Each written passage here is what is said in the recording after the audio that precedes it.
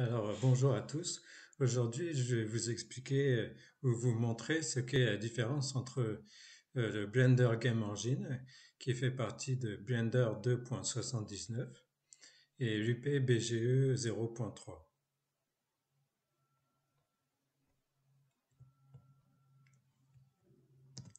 Alors, j'ai préparé une scénette dans le Blender Game Engine. Comme vous voyez, l'onglet Blender Game est activé. Donc, euh, la scène va pouvoir fonctionner. Quand j'appuie sur P, le personnage s'anime. Alors, comment j'ai fait ça? Alors, c'est assez simple. Quand vous allez dans Game Logic, vous voyez, j'ai utilisé les briques logiques. Alors, les briques logiques, c'est un système qui permet euh, de contrôler le jeu. C'est une forme de programmation visuelle. Donc là, il y a un sensor, c'est toujours. Donc ça peut être toujours euh, euh, si, euh, si j'appuie sur un bouton. Et donc là, on choisit une action.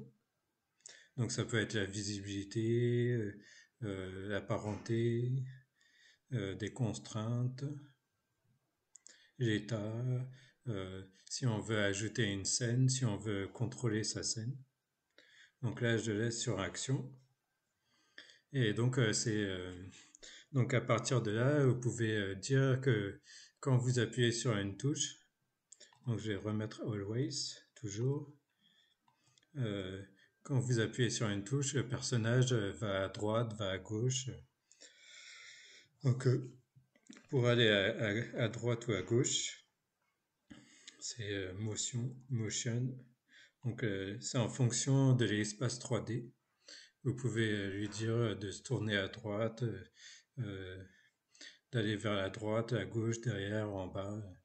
Donc, vous pouvez lui dire d'aller dans toutes les directions. Donc, par exemple, up. Donc, voilà. Euh, Voilà comment on crée sa scène dans le Blender Game Engine. Donc là, j'ai un décor. Donc, vous voyez, il y a juste deux plans. Donc, il y a un éclairage.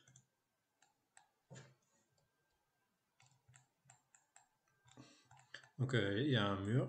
Donc, c'est une sorte de trompe-l'œil en fait.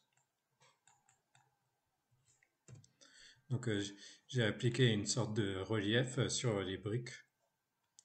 Et donc, je ne crée que ce que la caméra voit. Donc là, j'appuie sur P. Et donc, mon personnage s'anime. Donc, always. Action. Loop-end, ça fait que l'action ne se termine jamais.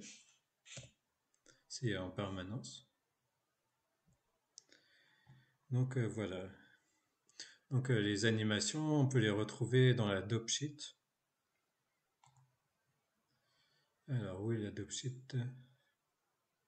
Donc, dans animation. Donc là, vous avez tous vos animations. Là, c'est la même animation avec des noms différents. C'est dans l'action editor. Donc, vous pouvez avoir toute une liste d'animations.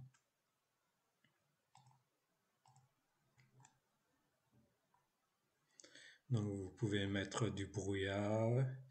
Euh, il faut que ça soit en GSL pour prendre en compte tous les ombrages et les éclairages.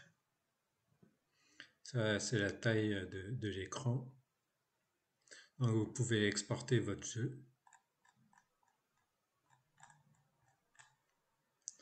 Alors, après, je vais vous montrer ce que c'est que l'UPBGE 0.3.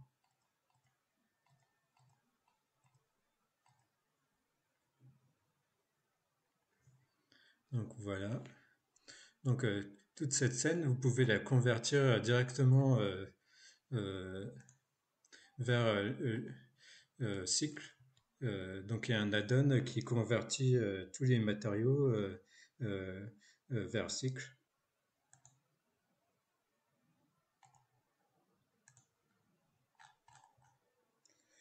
Donc, je vais mettre convert active to cycle.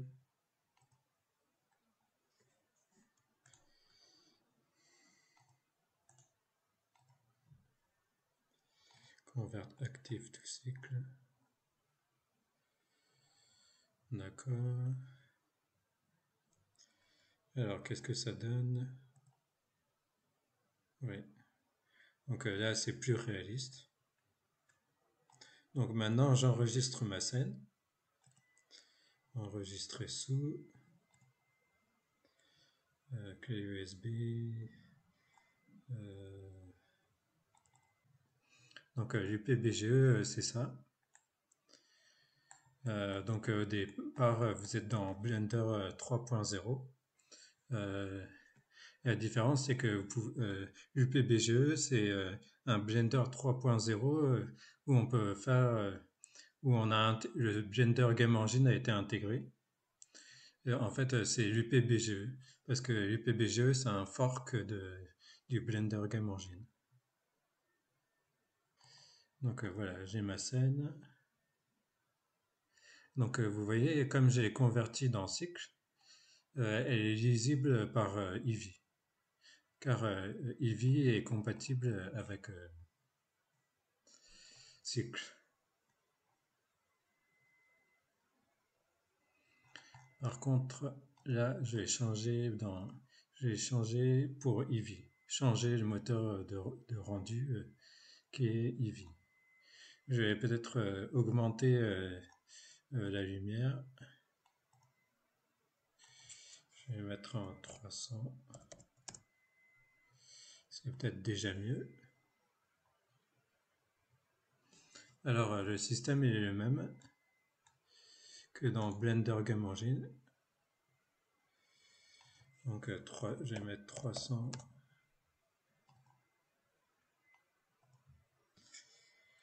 Est-ce que ça va marcher? Donc là, j'appuie sur P. Oui, ça marche. Et donc, vous voyez, l'image est bien mieux. La lumière est beaucoup plus belle. Et vous pouvez améliorer votre image avec l'éclairage. Et donc, j'ai pas fini de vous montrer ce que je voulais vous montrer. Donc, j'appuie sur échappe pour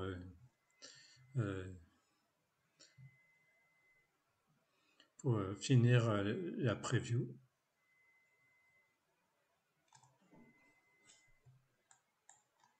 Donc là, vous avez une vue en temps réel de votre scène. Comme si c'était dans cycle, mais en fait c'est Eevee, mais ça reprend les mêmes matériaux. Donc il y a un truc qui s'appelle le Logic Node Editor. Alors, en fait, c'est comme les briques logiques, mais c'est plus puissant. Donc là, vous pouvez, vous avez les inputs. Alors input, keydown. Vous choisissez up arrow, vous choisissez une clé. Et donc, vous voulez que ça y ait un mouvement. Donc, appliquer un mouvement. Donc là, vous avez juste à relier les deux. Voilà. L'objet, je crois que je vais prendre un cube. Alors, 3D, animation, 3D view.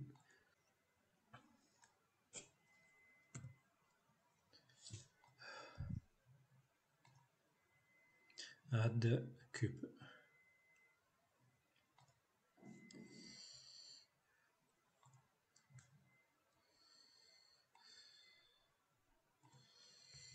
Donc, vous voulez qu'il se déplace.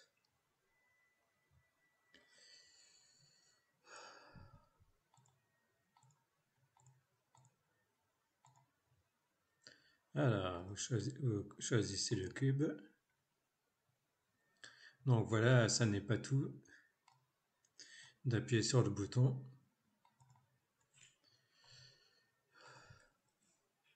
Si j'appuie sur le bouton, si j'appuie sur P, et ben le cube il se déplace pas. Pourquoi? Donc je réappuie sur échappe.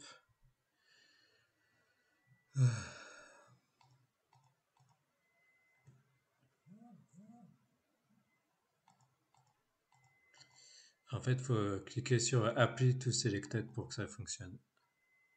That is the solution. Et normalement, là, ça marche. Voilà, ça marche. Voilà, merci de m'avoir écouté et à bientôt.